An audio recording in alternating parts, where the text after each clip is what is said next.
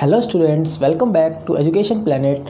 आज हम स्टडी करेंगे अबाउट द ट्रिग्नोमेट्री। काफ़ी दिनों से मैथमेटिक्स को लेकर काफ़ी डिमांड आ रही थी, तो इसीलिए आज हम न्यू चैप्टर स्टार्ट करेंगे, ट्रिग्नोमेट्री।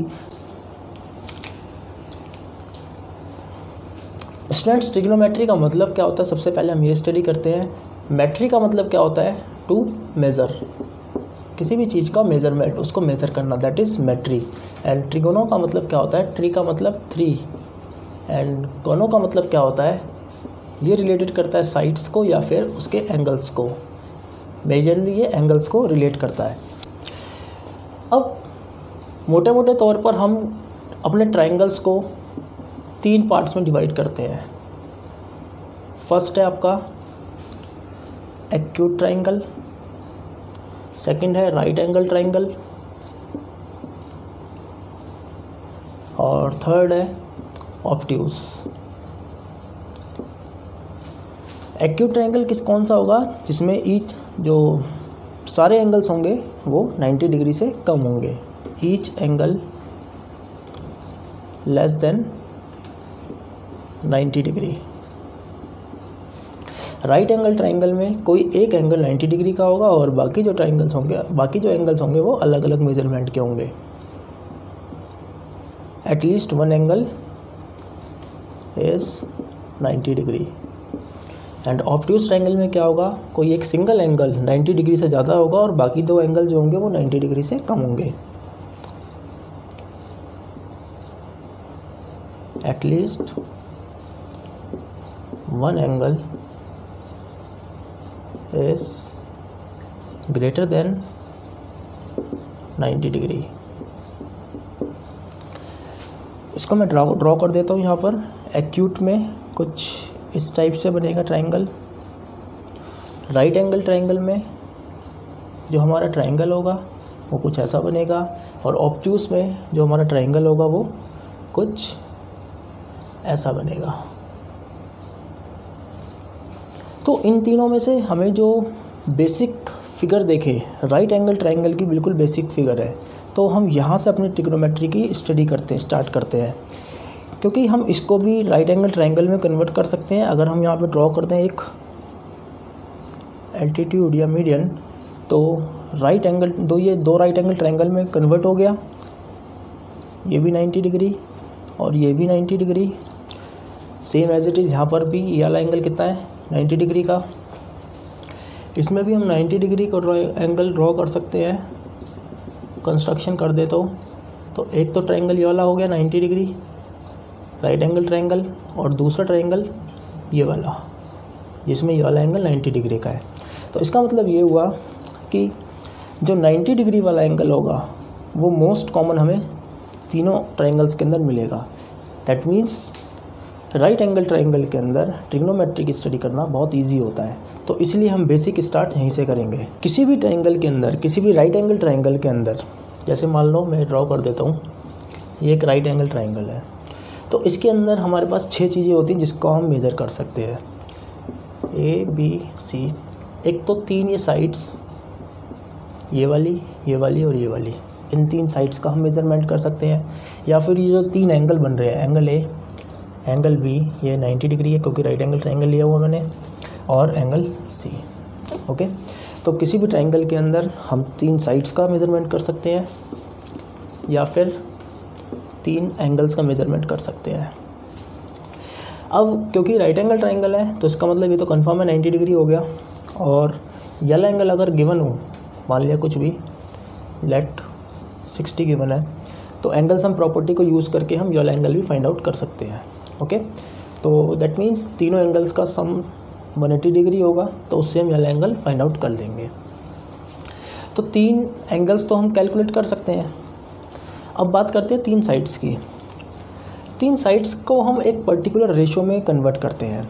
हम इन 3 साइड्स को अलग अलग तरीके से 6 रेशो में कन्वर्ट कर सकते हैं। जैसे फॉर एग्जांपल, सबसे पहले मैं यहाँ पर एक चीज़ और बताऊँगा। यहाँ पर मैं रेफरेंस एंगल ले रहा हूँ, एंगल सी को। ओके, ये एंगल सी को मैंने रेफरेंस एंगल माना है। तो ये वाली साइड क्या होगी, इसको क्या बोलेंगे, हाइपोटेन्यूस। ओके, जो भी रेफरेंस एंगल लेंगे उसके सामने वाली साइड को हम क्या बोलेंगे, अपोजिट साइड या फिर परपेंडिकुलर।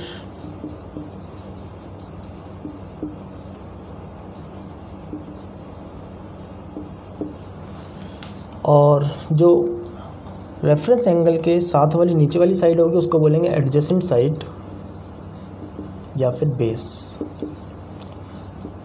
मेजरली हम इसको हाइपोटेन्यूज H से रिप्रेजेंट करते हैं, परपेंडिकुलर P से रिप्रेजेंट करते हैं और बेस को B से रिप्रेजेंट करते हैं। तो एक ट्रायंगल के अंदर, राइट एंगल ट्रायंगल के अंदर हमारी 3 साइड्स हुई, एक परपेंडिकुलर, एक हाइपोटेन्यूज और एक बेस। ओके, रेफरेंस एंगल के सामने वाली साइड को हम क्या बोलेंगे? परपेंडिकुलर या फिर अपोजिट साइड। रेफरेंस एंगल के जो नीचे होगी उसको हम क्या बोलेंगे? बेस या फिर एडजेसेंट साइड्स। और रेफरेंस एंगल के बिल्कुल ये वाली साइड जो होगी AC, इसको हम क्या बोलेंगे? Hypotenuse H। और hypotenuse is the longest side. अब इन तीनों साइड्स को हम रेशो में कन्वर्ट कर सकते हैं, और रेशो में कन्वर्ट करेंगे तो कुल मिलाकर 6 रेशो में हम इसको कन्वर्ट कर सकते हैं। 6 तरीके से इसकी रेशो निकाल सकते हैं। जैसे फॉर एग्ज़ाम्पल सबसे पहली रेशो हम क्या बना सकते हैं? P/H, this AB upon AC, P/H।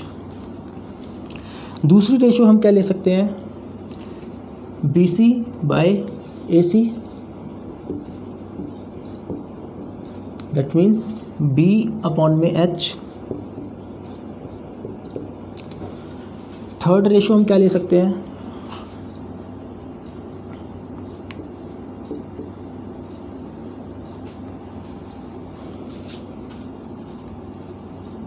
AB upon BC,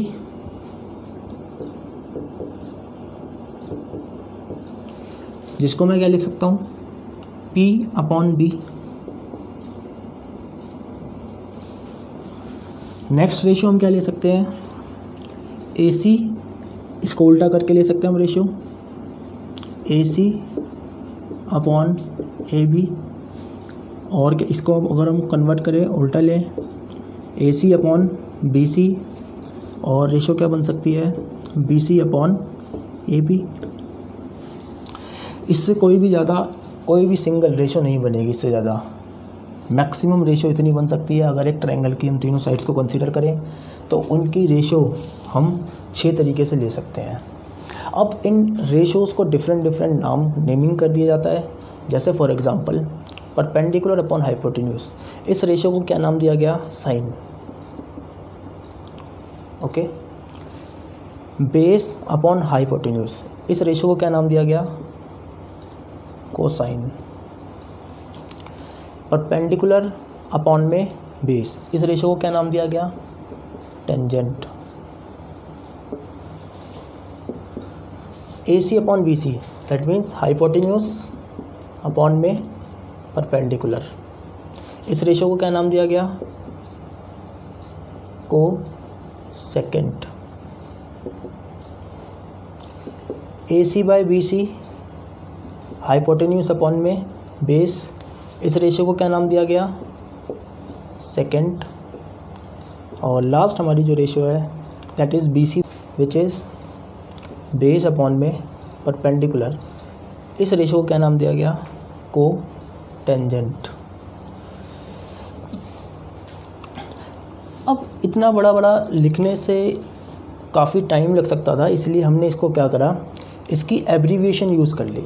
abbreviation जैसे फॉर एग्जांपल हम किसी भी वर्ड की शॉर्ट फॉर्म जब यूज़ कर लेते हैं उसको हम एब्रीविएशन बोलते हैं। फॉर एग्जांपल साइन को हमने क्या लिख दिया? Directly sign.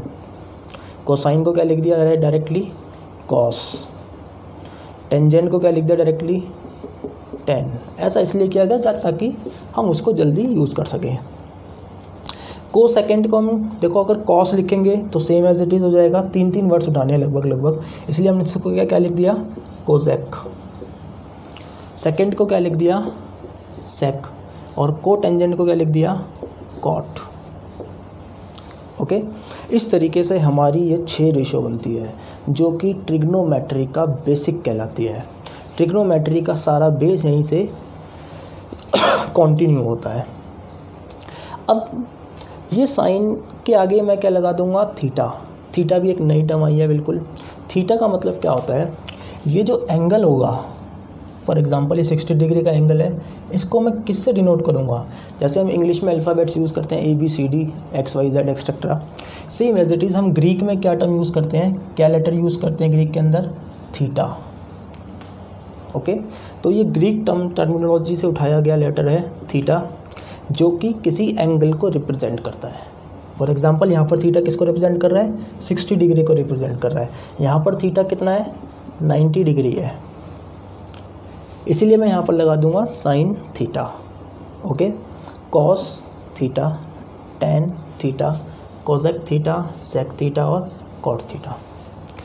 तो स्टूडेंट्स, आप लोगों को ये सारी बातें समझ में आ गई होंगी, इसका बेसिक समझ में आ गया होगा। ट्रिग्नोमेट्री का बेस क्या होता है। ट्रिग्नोमेट्री के बेस में सबसे पहले हमने पढ़ा कि ट्रिग्नोमेट्री का मतलब होता है ट्राइंगल की किसी भी ट्राइंगल का मेजरमेंट, किसी भी साइड्स का, उसके एंगल्स का, ट्राइंगल्स का मेजरमेंट, दैट इज़ ट्रिग्नोमेट्री। अब इसके अंदर हमने सेकंड थिंग ये पढ़ी कि एंगल्स का तो मेजरमेंट हम डायरेक्टली कर सकते हैं, क्योंकि हम यहाँ पर बात कर रहे हैं राइट एंगल ट्रायंगल की। तो राइट एंगल ट्रायंगल के अंदर एक हमारा जो एंगल होगा वो 90 डिग्री होगा, बाकी एंगल्स अगर हमें उसमें से एक एंगल गिवन होगा तो बाकी एंगल हम थर्ड एंगल फाइंड आउट कर सकते हैं। बट साइड्स को हम डायरेक्टली नहीं फाइंड आउट कर सकते, इसलिए हम उसको क्या करते हैं, रेशो में डिवाइड कर देते हैं। और उन सभी रेशो को जब भी हम ट्राइंगल की 3 साइड की लेंगे तो उन 3 साइड से हम 6 रेशो बना सकते हैं। उन 6 रेशो की हम अलग अलग नेमिंग करते हैं। For example sine theta, cos theta, tan theta, cosec, sec और कॉट थीटा। इसको अब एक एग्जांपल के थ्रू समझते हैं। ये माना एक राइट एंगल ट्राइंगल हमारा, ओके, ये इसके वर्टेक्स हैं, इनको नाम दे देते हैं ABC, ओके। वाला एंगल लेता हूँ मैं 90 डिग्री। यहाँ पर जो रेफरेंस एंगल मैं मान रहा हूँ वो मान रहा हूँ एंगल C, ओके। तो इसको मैंने नाम दिया थीटा। डिफरेंस बेसिस पर पढ़ते हैं इसको। ये एक सेकंड केस लेता हूँ,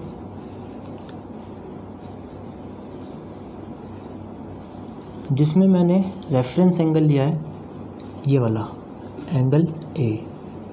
अब थीटा मैंने इसको माना है, ये एंगल भी 90 डिग्री हो गया और ये C।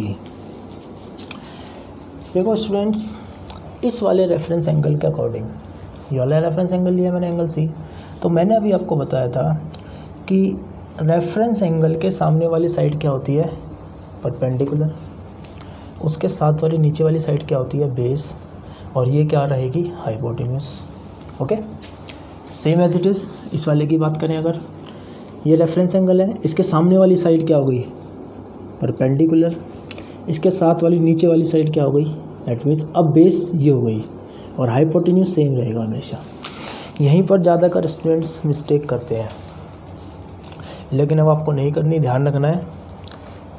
रेफरेंस एंगल के सामने वाली साइड परपेंडिकुलर, उसके नीचे वाली side base, same as it is. यहाँ पर रेफरेंस एंगल ये वाला लिया A, तो उसके सामने वाली साइड परपेंडिकुलर और उसके नीचे वाली साइड बेस। ओके, अब कंसिडर करो यहाँ पर एक वैल्यू दे रखी है sine theta equals to 1/3। Find other trigonometric functions. बाकी सारे हमें ट्रिग्नोमेट्रिक फंक्शंस फाइंड आउट करने हैं। ओके, ट्रिग्नोमेट्रिक रेशियो ले लेते हैं, सेम एज इट इज़ इसी में हमने कैलकुलेट करना है। तो कैसे करेंगे, देखो साइन थीटा का अभी मैंने आपको वैल्यूज़ बताई थी, इसकी रेशियोज बताई थी। आप क्या करो, इसको एक चार्ट के थ्रू हम याद कर लेते हैं। Sign theta, cos theta, tan theta. Okay, इनकी रेशियोज क्या होती है, P B P H H B। Okay, perpendicular base, perpendicular hypotenuse, hypotenuse base. तो साइन थीटा की रेशो क्या हो जाएगी, perpendicular upon hypotenuse. Cos theta की रेशो क्या हो जाएगी, base upon hypotenuse. Tan theta की रेशो क्या हो जाएगी, परपेंडिकुलर अपॉन बेस। बहुत आसान है ये। Sine theta perpendicular hypotenuse, cos theta base upon hypotenuse, और tan theta perpendicular upon base. अब यहाँ पर लिख देते हैं कोसेक थीटा, सेक थीटा, और यहाँ cot theta.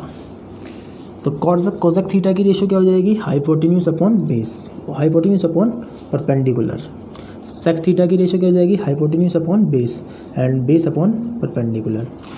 Y, because sine theta जो होता है वो होता है 1/, कोसेक थीटा। कॉस थीटा क्या होता है, 1/, sec theta. And tan theta क्या होता है, 1/, कॉट थीटा। ये दोनों एक दूसरे के रेसिप्रोकल होते हैं। तो साइन थीटा उसने हमें 1/3 दिया हुआ है, हमें बाकी other trigonometric functions ratios find out करने हैं। मैं लेट करता हूँ, अगर साइन थीटा को अगर हम कंपेयर करें इससे परपेंडिकुलर अपॉन हाइपोटेन्यूज, तो ये क्या हो गया, परपेंडिकुलर, ये हो गया hypotenuse. Perpendicular that means reference angle मैंने कितना लिया, ये सी, तो इसको मैं ऐसे भी लिख सकता हूँ, sine C equals to 1/3 equals to. अब इस साइन सी के अकॉर्डिंग, क्योंकि वाला रेफरेंस एंगल लिया हुआ मैंने, साइन सी के अकॉर्डिंग परपेंडिकुलर कौन सा हुआ, ये वाला परपेंडिकुलर है, दैट इज ए बी। और हाइपोटेन्यूज कौन सा हो जाएगा, ये वाला, that is A C. Okay, perpendicular ये वाला और हाइपोटेन्यूज ये वाला।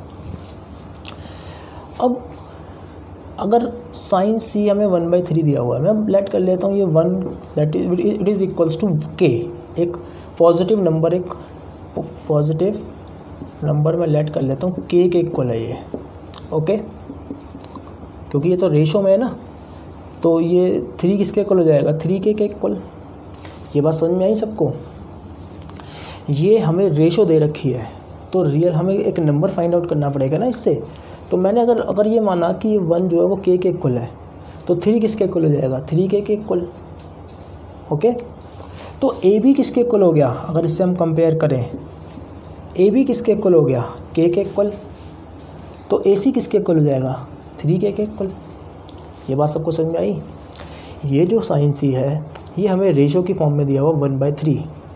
ओके, अब अगर हम इससे कंपेयर करें इसको, तो ए बी अगर मैंने लेट कर लिया 1 के है, तो ए सी कितना हो जाएगा, 3 के।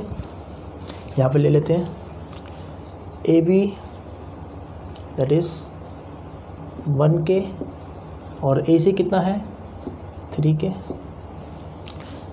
क्या हम ये वाली साइड फाइंड आउट कर सकते हैं, बी सी? यस, बिल्कुल कर सकते हैं। कैसे, by using Pythagoras theorem. Pythagoras theorem को यूज़ करके हम ये वाली साइड को फाइंड आउट कर सकते हैं। पाइथागोरस थ्योरम क्या कहती है, परपेंडिकुलर का स्क्वायर प्लस बेस का स्क्वायर इक्वल्स टू हाइपोटेन्यूज का स्क्वायर। ओके, अब परपेंडिकुलर कितना है, 1k का होल स्क्वायर प्लस बेस कितना है, फाइंड आउट करना है, और AC कितना है हमारा, 3k का होल स्क्वायर। इसको सॉल्व किया, कितना आ जाएगा, 1k square plus BC square equals to 9k square. तो BC का स्क्वायर इक्वल्स टू, इस 1k स्क्वायर को इधर ले गए तो ये कितना आ गया, 8k स्क्वायर। ये आ गई BC स्क्वायर की वैल्यू। ओके, अब इसका स्क्वायर जब इधर शिफ्ट होगा तो ये किस में कन्वर्ट हो जाएगा, रूट में कन्वर्ट हो जाएगा। तो ये क्या आ गया, √8k का होल स्क्वायर। ओके, तो BC की वैल्यू क्या आ गई, √8k स्क्वायर आ गई। अब इस रूट को आप डिवाइड कर दो, कैसे, 8 का रूट निकालो पहले, फिर k स्क्वायर का रूट निकालो। हमें पता है कि इस स्क्वायर से ये रूट कैंसिल हो जाता है। ओके, मैंने इसको कैसे करा, 8 का रूट कितना आएगा, सबको निकालना आता है ना, ये कैसे निकालोगे 8 का रूट? इसका एलसीएम ले लो, 2 4 ज़ा 8, 2 2 ज़ा 4। अब 2 2 के पेयर बना लो। देखो 2 बार 2 आ रहा है, इसका एक पेयर बन गया, इसको हम सिंगल बार लिखेंगे और एक सिंगल बच गया, सिंगल 2 बचा है, इस सिंगल 2 को आप रूट में रख दोगे तो 8 का रूट क्या आ जाएगा? 2 रूट 2। ये बात समझ में आई? दोबारा समझाता हूँ। जो भी नंबर है आप उसका एलसीएम लो, पहले एलसीएम लिया आपने, फिर पेयर बनाओ, 2 2 नंबर्स के पेयर बनाने जो सेम हो। ओके, ये पेयर बना लिया, जितने भी पेयर बनते जाए उसको आप सिंगल बार लिख दो पहली बार, और जो बच जाए उसको रूट में डाल दो, तो 2 रूट 2 आ गई। अब के स्क्वायर का रूट क्या होगा? के स्क्वायर का रूट हो जाएगा के, तो बी सी की वैल्यू क्या आ गई? 2 रूट 2 के।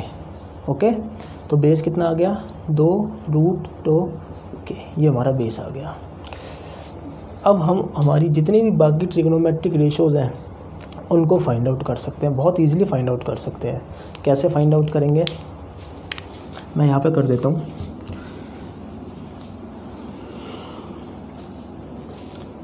बात करते हैं कॉस सी की। कॉस सी कितना आ जाएगा? कॉस की वैल्यू क्या होती है? Base upon hypotenuse. बेस कितना है हमारा इस रेफरेंस एंगल के अकॉर्डिंग? 2 रूट 2 के, और हाइपोटेन्यूज कितना हमारा? 3 के। ओके, ये आ गई कॉस सी की वैल्यू। टेन सी की वैल्यू कैसे निकालेंगे? टेन सी का मतलब क्या है? Perpendicular upon base. परपेंडिकुलर कितना है इसके अकॉर्डिंग? ये परपेंडिकुलर है 1 के, और बेस कितना है हमारा? 2 रूट 2 के। कोसेक सी की वैल्यू निकालते हैं। कोसेक सी की वैल्यू क्या हो जाएगी? कोसेक क्या हमारा? Hypotenuse upon perpendicular. ये हो गया हाइपोटेन्यूज, दैट इज़ 3 के, और परपेंडिकुलर कितना हो गया? 1 के। नेक्स्ट सेक सी की वैल्यू निकालते हैं। Hypotenuse upon base. हाइपोटेन्यूज कितना है? 3 के, और बेस कितना है? 2 रूट 2 के। कॉट सी की वैल्यू निकालते हैं। Cot C base upon perpendicular. Base कितना है? 2 रूट 2 के अपॉन परपेंडिकुलर 1 के। तो इस तरीके से हम सभी ट्रिग्नोमेट्रिक रेशियोज़ की वैल्यू फाइंड आउट कर सकते हैं। बहुत इजी मेथड है, बहुत इजी मेथड से आपको मैंने समझाया है। सिमिलरली अगर हम यहाँ पर रेफरेंस एंगल ए को लेकर चलें तो इसमें भी हम इजीली फाइंड आउट कर सकते हैं। यहाँ पर क्या होगा? थोड़ा सा चेंज हो जाएगा। साइन, हमने यहाँ पर साइन सी लिया था, अब यहाँ पर क्या लेंगे? साइन ए लेंगे, और साइन ए किसके इक्वल दे रखा है उसने? 1/3। साइन क्या होता है? Perpendicular upon hypotenuse. परपेंडिकुलर क्या है इसका? BC, और हाइपोटेन्यूज क्या है इसका? AC। ओके, तो BC अगर 1 के है तो AC कितना होगा? 3 के। ओके, अगर ये BC 1 के है तो AC कितना होगा? 3 के। इससे हम बेस फाइंड आउट कर सकते हैं, वही बाय यूजिंग पाइथागोरस थ्योरम। पूरी पाइथागोरस थ्योरम में आज यूज़ करोगे तो आंसर क्या आ जाएगा हमारा? 2 रूट 2 के। देन उसके बाद हम फाइंड आउट कर सकते हैं sine A equals to BC by AC। Then उसके बाद कॉस A हम फाइंड आउट कर सकते हैं, base upon hypotenuse, that is 2 root 2/3 k. Okay, ये बात समझ में आई आप सभी को? ये मैंने बहुत सिंपल, बहुत इजी मेथड आपको समझाया ट्रिग्नोमेट्री को समझने के लिए। जिन बच्चों को यही पता नहीं होता कि ट्रिग्नोमेट्री होती क्या है, वो इस मेथड से इजीली समझ सकते हैं। इसकी बहुत ज़्यादा वाइड एप्लीकेशंस होती हैं और बहुत सारी फील्ड्स के अंदर ट्रिग्नोमेट्री का यूज़ किया जाता है, जो कि हम नेक्स्ट चैप्टर में पढ़ेंगे। लेकिन नेक्स्ट वीडियो के अंदर मैं इसमें NCERT के क्वेश्चंस करवाना स्टार्ट करवाऊँगा। ओके, टिल देन आप इसको ढंग से पढ़ें, अच्छी तरीके से समझें। जो भी डाउट्स हैं, जो भी कंसेप्ट्स हैं, वो आप मुझसे पूछें और कमेंट बॉक्स में